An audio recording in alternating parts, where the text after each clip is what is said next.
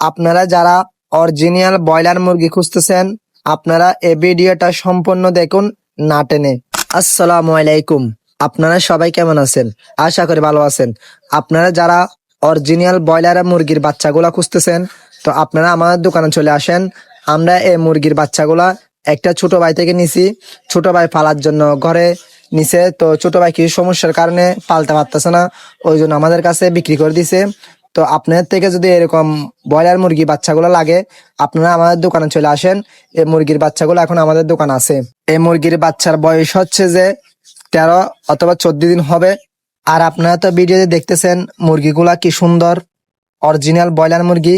আর মুরগিগুলার wait দেখেন, একটা 300 গ্রাম wait আছে, তো মোটামুটি ভালো ওয়েট আছে।